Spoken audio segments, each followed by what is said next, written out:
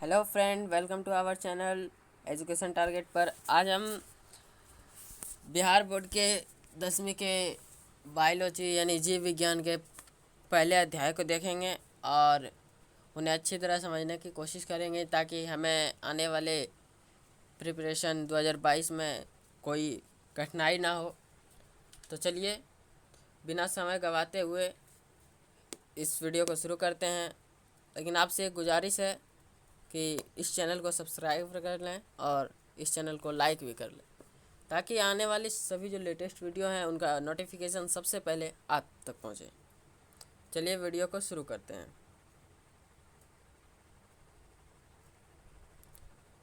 तो पहला जो हमारा पॉइंट है वह है जैव प्रक्रम, क्योंकि यही पहला चैप्टर जो है हमारा जैव प्रक्रम भी है। तो जैव प्रक्रम के अंतर्गत 4 चैप्टर को बांटा गया है।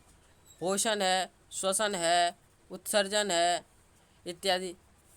तो हम पहले जैव प्रक्रम में पोषण के बारे में पढ़ते हैं।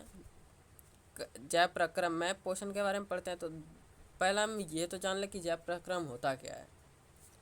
तो कह रहा है कि वे सभी क्रियाएं जिनके द्वारा जीवों के शरीर का संचालन होता है उसे जैव प्रक्रम कहते हैं। जिनके द्वारा जीवों के शरीर का संचालन होता है उसे हम क्या कहते हैं? जैव प्रक्रम कहते हैं। ठीक है।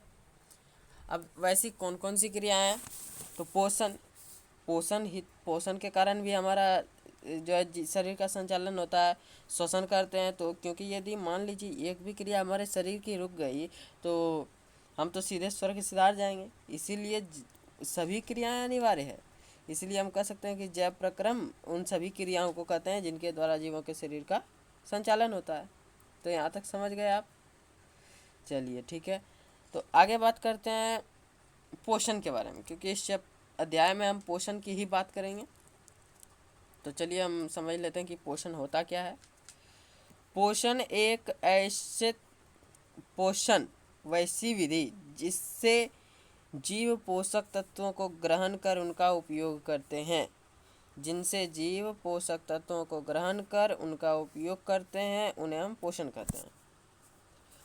तो पोषण का मतलब हुआ कि पालन करने वाला, यानी शरीर में जो पोषण की क्रिया जो हम लोग खाते हैं इनमें आहार नाल इत्यादि के बारे में भी बताया जाएगा।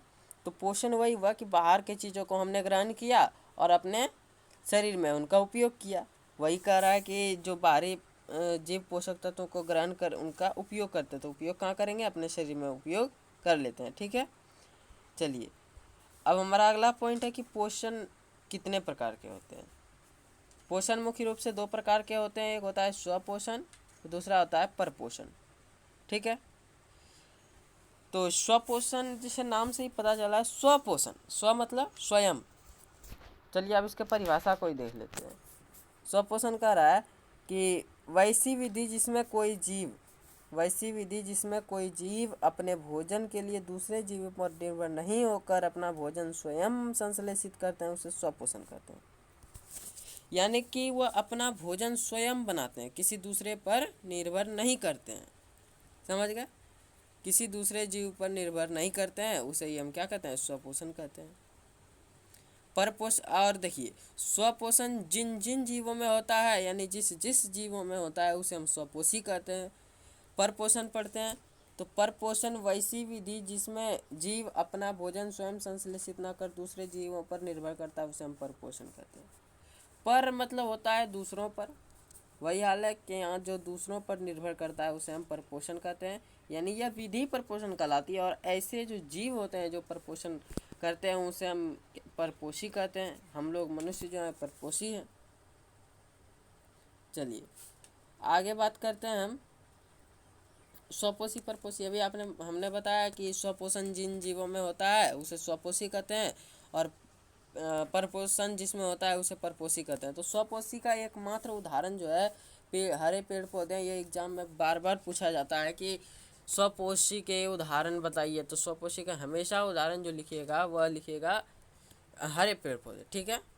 चलिए अब बढ़ते हैं परपोषण की तरफ, परपोषी की तरफ।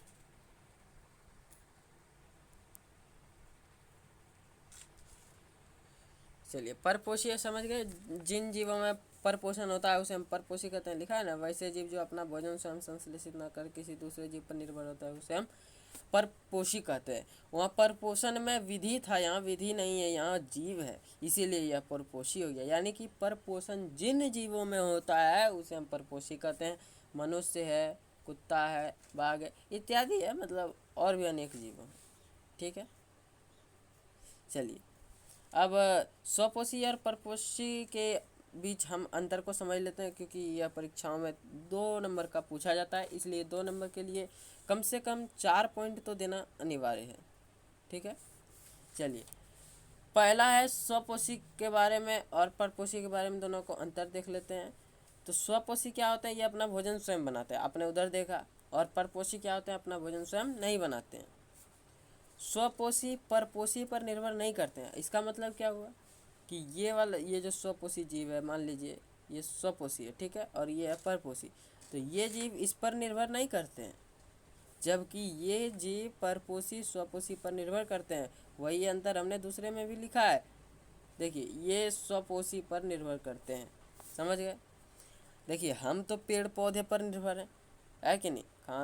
खाने के लिए हम पेड़ पौधों पर निर्भर, लेकिन पेड़ पौधे हम पर निर्भर नहीं है, क्योंकि वह अपना भोजन मनुष्य से नहीं बल्कि वह किससे बनाते हैं, जल से बनाते हैं, प्लस सूर्य के प्रकाश से बनाते हैं, प्लस क्लोरोफिल से बनाते हैं, है ना।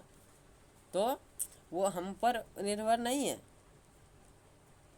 इसके रासायनिक समीकरण को भी हम आगे चल के पढ़ेंगे। तीसरा उदाहरण दिया है, इसमें ऊर्जा अधिकतम मात्रा होती है। अब देखिए मान लीजिए जिस मशीन में ही उत्पादन हो तो उसमें तो अधिकतम ऊर्जा होगी। उसी प्रकार स्वपोषी है कि वह अपना भोजन स्वयं बनाते हैं तो उनमें अधिक ऊर्जा होगी, स्वाभाविक बात है। और परपोषी में क्या होता है, इनमें ऊर्जा की मात्रा घटती रहती है। मान लो हम लोग परपोषी हैं तो हम खाते हैं, खाने के बाद क्या होता है, सुबह खाए दोपहर तक या 2 बजते बजते पच जाता है। पचने के बाद क्या होता है, हमारी ऊर्जा धीरे धीरे घट जाती है, इसलिए ऊर्जा की पूर्ति के लिए हम पुनः भोजन करते हैं। तो क्या होती है, इसमें ऊर्जा की मात्रा घटती रहती है। ठीक है, चलिए अगला है कि इसका एकमात्र उदाहरण हरे पेड़ पौधे हैं। ये हमेशा आप याद रखिएगा कि इसका एकमात्र उदाहरण हरे पेड़ पौधे हैं। ठीक है, हाँ हरे पेड़ पौधे हैं। नेक्स्ट हम देखते हैं इसमें जो दिया हुआ है परपोषी में क्या है कि हरे पेड़ पौधे को छोड़कर सभी जीव, मनुष्य, जीवाणु, कृमि इत्यादि इनके उदाहरण है ना। तो इनके उदाहरण भी है ना, अनेक उदाहरण है। कौन कौन है, जीव है, मनुष्य है, जीवाणु है, कृमि है इत्यादि अनेक इनके उदाहरण है। कभी कभी स्वपोषी में जो है युगलीना, समुद्री युगलीना को ले लिया जाता है।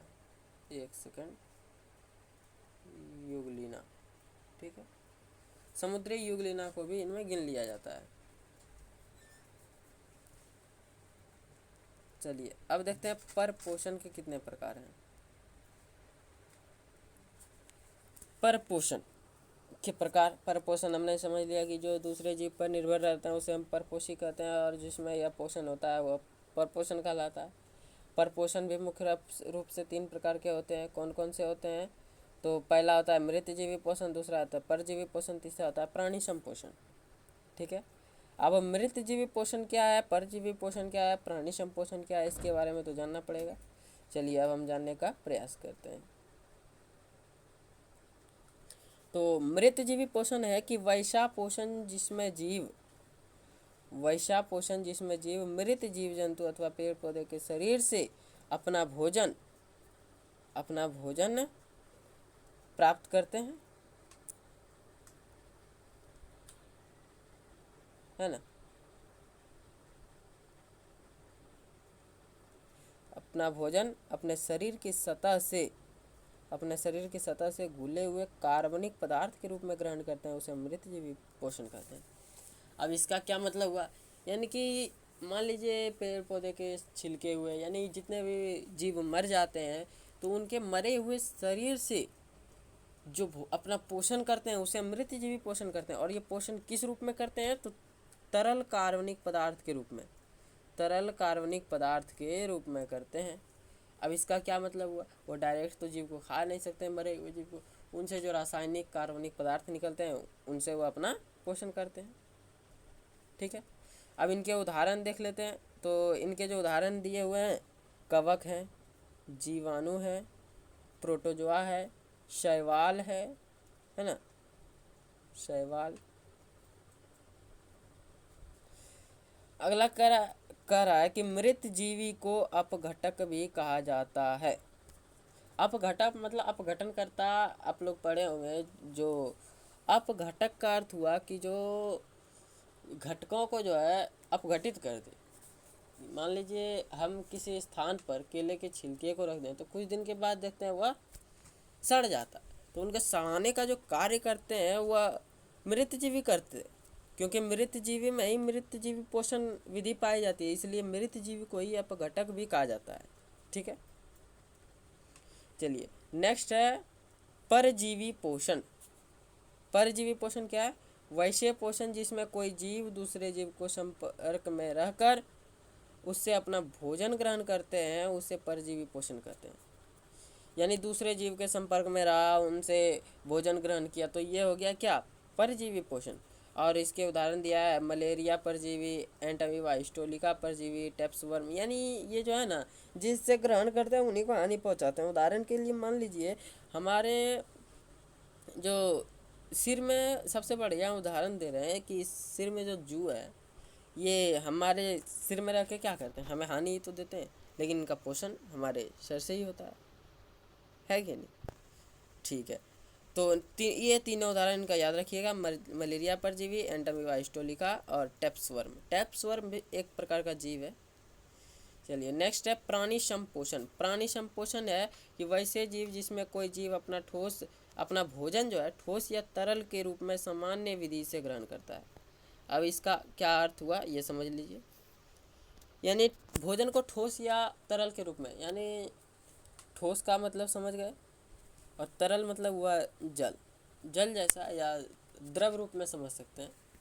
तो हम क्या करते हैं? भोजन खाते हैं तो भोजन किस रूप में खाते हैं? ठोस के रूप में खाते हैं। पानी पीते हैं किस रूप में? तरल रूप में। तो हम क्या हैं? प्राणी संपोषण है। देखिए इनके उदाहरण में भी आपको मिलेगा कि अमीबा है, मनुष्य है और मेढक है। ये तीन चीज़ जो है प्राणी संपोषण है। ये उदाहरण बहुत ही इंपॉर्टेंट है, इसलिए इनको याद रखिएगा। क्योंकि देखिए परीक्षाओं में जो ऑब्जेक्टिव क्वेश्चन बनते हैं वह अधिकांशतः उदाहरण के ही बनते हैं। ठीक है, चलिए पोषी किसे कहते हैं? तो जिस जीव के शरीर से परजीवी अपना पोषण ग्रहण करता है उसे हम पोषी कहते हैं। क्या बोले कि जिस जीव के शरीर से परजीवी अपना भोजन ग्रहण करते हैं उसे पोषी कहते हैं। तो उदाहरण के लिए हम समझ सकते हैं कि यदि हमारे सिर में जू है तो वो जो जू है वह जू हो गया परजीवी, और जो हम हैं वो हो गए पोषी, क्योंकि हम उनका पालन करवा रहे हैं अपने सिर के माध्यम से। ठीक है, चलिए अब एक बेहद इम्पोर्टेंट टॉपिक हमारे सामने आ रहा है, वह है प्रकाश संश्लेषण क्या है। ये परीक्षाओं में पूछा भी जाता है कि प्रकाश संश्लेषण क्या है, और आपने बचपन में कई बार पढ़ा होगा कि प्रकाश संश्लेषण क्या होता है, लेकिन हमारे लिए जो इम्पोर्टेंट है उसे तो पढ़ना आवश्यक है। तो चलिए टॉपिक को स्टार्ट करते हैं। प्रकाश संश्लेषण, ठीक है। तो प्रकाश संश्लेषण है कि सूर्य की ऊर्जा की उपस्थिति में हरे पेड़ पौधे क्लोरोफिल की मदद से CO2 और H2O, CO2 मतलब कार्बन डाइऑक्साइड, H2O यानी जल का पादप कोशिकाओं में स्थिरीकरण कर ग्लूकोज या कार्बोहाइड्रेट के रूप में बनाते हैं। ये तो आप नहीं समझे होंगे कि कैसे, तो चलिए आपको समझाते हैं। मान लीजिए ये कोई पौधा है, ठीक है ना, ये इनका जड़ है। तो जड़ के नीचे क्या है? तल है। तल के नीचे इन्हें क्या मिलेगा? जल मिलेगा। तल के नीचे जल मिलेगा, ठीक है। तो ये जड़ के माध्यम से जल को ग्रहण कर रहे हैं इधर से, है ना। और फिर इधर देखिए सूर्य यहाँ है, तो सूर्य के प्रकाश से इन्हें रोशनी भी मिल गई। हरे पेड़ पौधे में क्लोरोफिल है पत्तियों में। ये परीक्षाओं में पूछा जाता है कि हरे पेड़ पौधे किसकी सहायता से भोजन बनाते हैं या प्रकाश संश्लेषण की क्रिया करते हैं तो क्लोरोफिल होगा आंसर। ठीक है, तो यहाँ हरे पेड़ पौधे की पत्तियों में क्लोरोफिल पाया गया, इधर से सूर्य का प्रकाश मिल गया, और जो हम कार्बन डाइऑक्साइड यानी हम तो ऑक्सीजन लेते हैं परंतु कार्बन डाइऑक्साइड छोड़ते हैं, है ना, कार्बन डाइऑक्साइड छोड़ते हैं। तो ये हवा में जो कार्बन डाइऑक्साइड है इन्हीं का उपयोग हरे पेड़ पौधे करते हैं, किसके लिए, प्रकाश संश्लेषण के लिए, प्रकाश संश्लेषण के लिए किए, और फिर क्या बनाते हैं, ग्लूकोज बनाते हैं, ग्लूकोज। ठीक है, तो ग्लूकोज बनाते हैं। अब देखिए इनके परीक्षाओं में इनमें सबसे महत्वपूर्ण है इसका रासायनिक समीकरण, ये आपको याद रखना पड़ेगा। आप अपने कॉपी में नोट डाउन भी कर लीजिए कि 6CO2 प्लस 12H2O रिएक्शन करता है किसके उपस्थिति में, तो सूर्य के प्रकाश की उपस्थिति में और पर्णहरित यानी क्लोरोफिल। ठीक है, क्लोरोफिल की उपस्थिति में कर लिया। चलिए उसके बाद क्या बनाता है, तो वो बनाता है C6H12O6। तो ये किसका सूत्र है, ग्लूकोज का सूत्र है। ठीक है, प्लस O2 यानी ऑक्सीजन छोड़ता है जो हम लेते हैं, और कुछ मात्रा में जल भी निकलती है, यहाँ देखिए।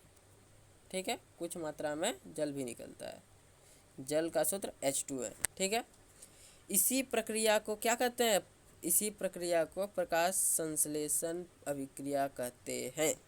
ठीक है, यहाँ तक समझने में किसी को दिक्कत नहीं होनी चाहिए। तो इसके यहाँ तक यदि कोई भी डाउट हो तो आप हमें कमेंट में पूछ सकते हैं, कोई भी क्वेश्चन हो तो उसका भी कमेंट में आप लिख सकते हैं, उनका जवाब हम ज़रूर देंगे। तो इसी के साथ इस वीडियो को समाप्त करते हैं, और इसका जो सेकंड पार्ट है ये हमारा पार्ट 1 है, इसका सेकंड पार्ट हम अगले वीडियो में डाल देंगे, और सेकंड पार्ट में फर्स्ट पार्ट का लिंक भी डाल देंगे ताकि जो बच्चे नहीं देख सके हैं वो आसानी से देख लें, उन्हें खोजने में कोई परेशानी ना हो। Thank you, thanks for watching. मिलते हैं अगले क्लास में।